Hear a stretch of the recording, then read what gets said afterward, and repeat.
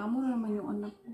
Tutulog na yung bunso. Ngayon, magluto na naman ako ng tanghalian kasi nasa, anong oras na ba dito? Nasa 11, past 11 na. So yung anak ko, binigyan ko ng saging. Sabi ko, para tumahimik ka, kumain ka ng saging kasi natulog yung kapatid niya. Wala akong nagawa. Nagano lang ako sa bata.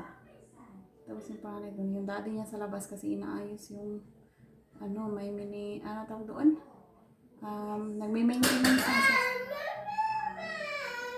Nagme-maintenance ng sasakyan. Halika, dali! Dali! Come here! Dali rin! Agturi dya, parapit rin dya, dali rin. Hindi magibihibi. Hindi magibihibi. Dali rin. Dali ah. Ano yung problema? Ha? Dali rin. Tara ka din dyan kay mami, dali. Hibi-hibi dayon.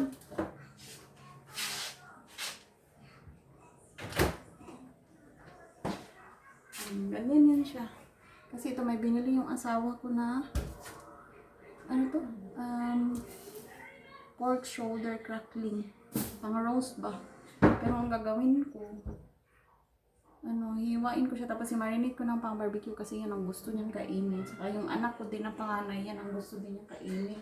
Kinakain niya yung barbecue na marinate ko tapos lagay lang sa air fryer. Yan lang mga kinakain kasi ng asawa ko. Hiwain ko lang ito tapos marinate ko. Kuha ako ng kalamansi sa garden kasi marami ng bunga yung kalamansi ko. I-harvest ko na kasi sayang nalalaglag lang kahapon. Nakita yung anak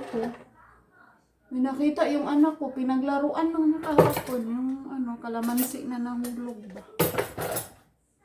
Kaya sayang din. Tapos binigyan ako ni ate, yung kapitbahay namin na Pilipino dito sa kabila lang. Tapos update pala sa aking sa aking sugat. Tawag doon? Parang medyo masakit siya kanina siguro dahil na-stretch yung yung pinaka-tube ba? Yung tube ng ko sa sugat ko. Yun, medyo masakit siya kanina. Pero wala naman. Saglit lang yung niya. Parang lang siguro yun. Parang tawag yun nga, nahila yung pinakasinulid. Kaya masakit. Pero okay na ngayon. Wala na. Hindi na sumasakit. Tapusin ko muna to. Yung hugasan i-empty ko ang dishwasher. Kasi puno. Hugasan yung kagabi. Kaya